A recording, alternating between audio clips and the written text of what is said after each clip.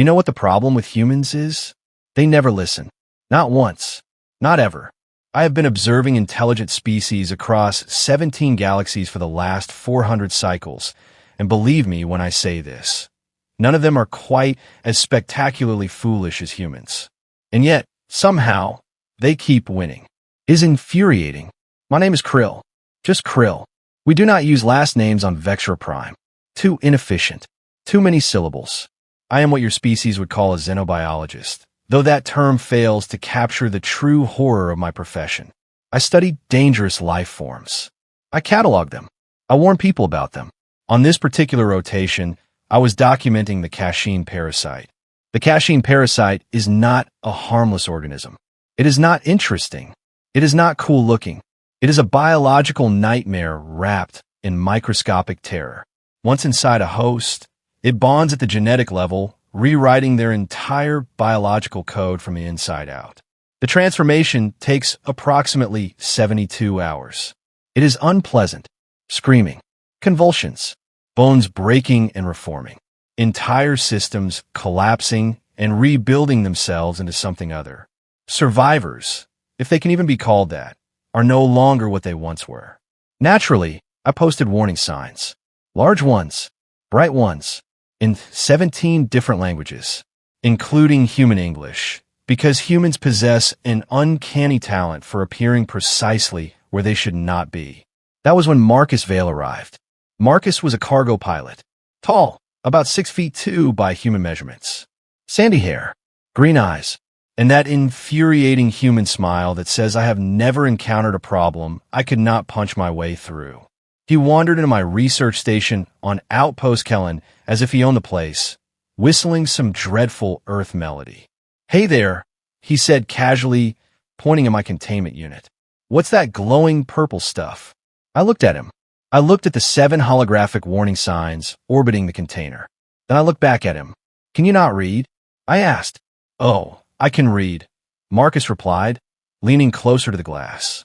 "I just choose not to sometimes. Keeps life interesting." This exact attitude is why humans terrify every species on the Council. They do not avoid danger. They lean toward it. That, I said slowly, carefully, like one explains quantum mechanics to a rock, is a Kashin parasite suspended in a neural fluid medium. It is extremely dangerous. If it enters your system, it will completely rewrite your DNA. You will not be human anymore. You will become something we do not yet have a name for. Marcus nodded thoughtfully. He rubbed his chin, those unsettling green eyes never leaving the container.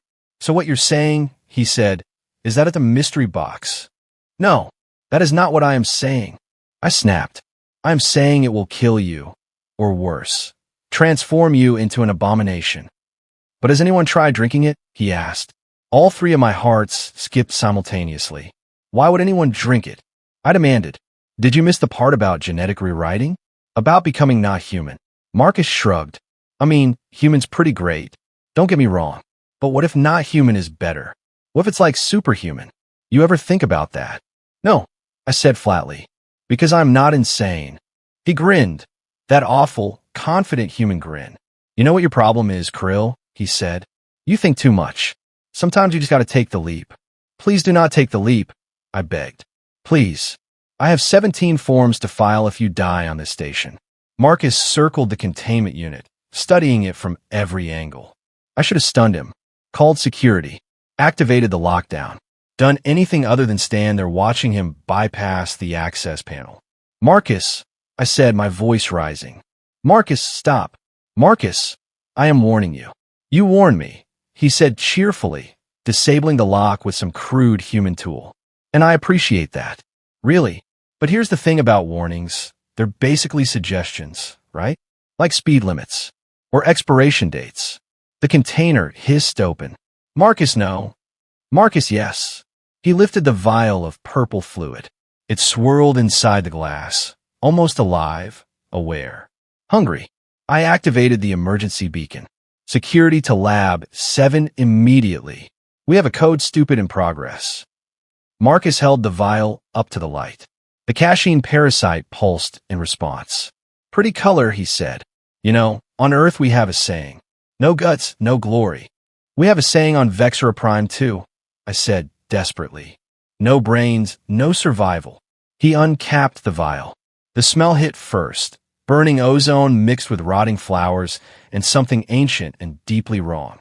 If you drink this, I said, my final attempt, you will never be human again. Marcus looked at me, then at the vial. Then he smiled and drank it without fear. The vial was empty in 3 seconds.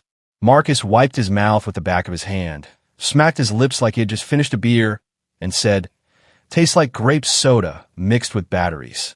Weird. I just stared at him. My translator implant was functioning perfectly.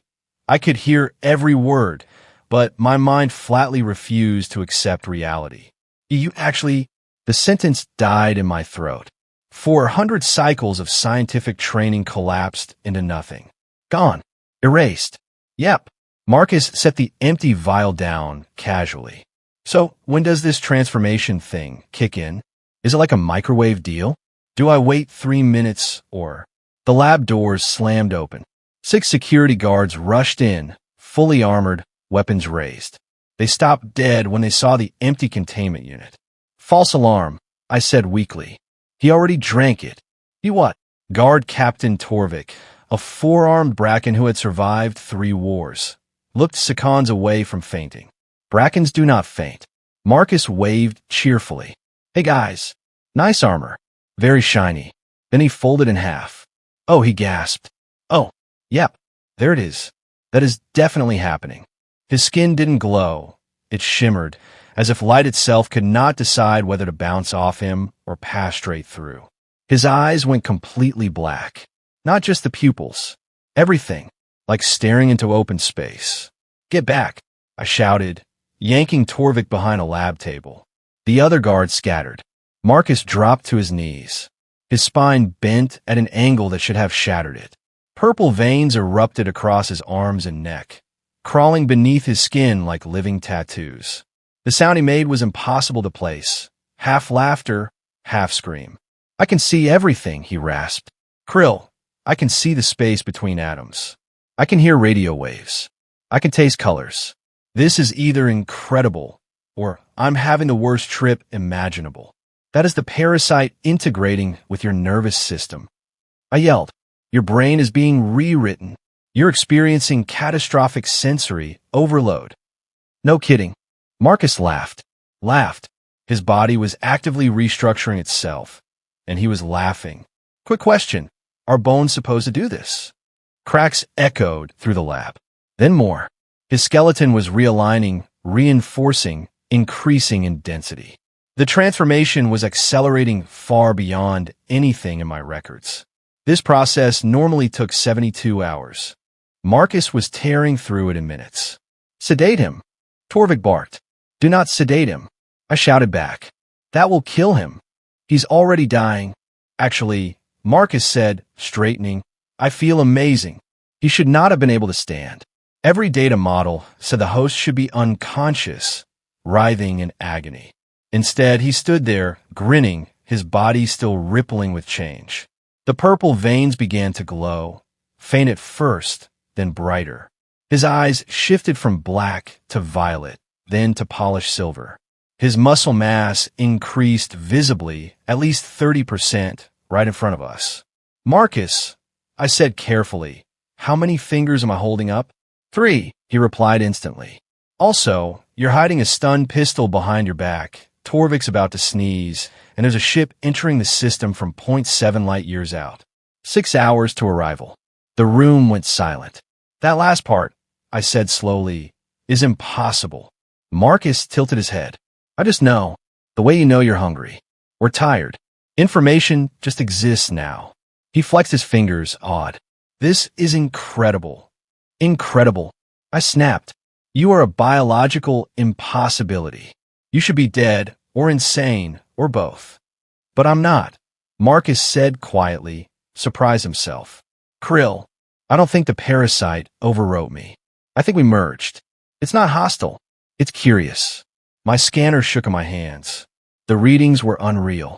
His DNA was no longer human or Kashin, but a seamless hybrid woven together in a pattern that should not exist.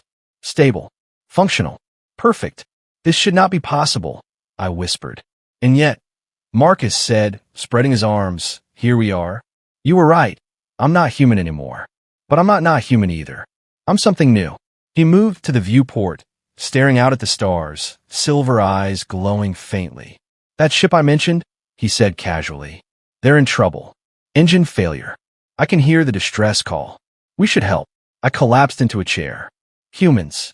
You're going to give me a cardiac episode. Marcus laughed. Come on, Krill. Where's your sense of adventure?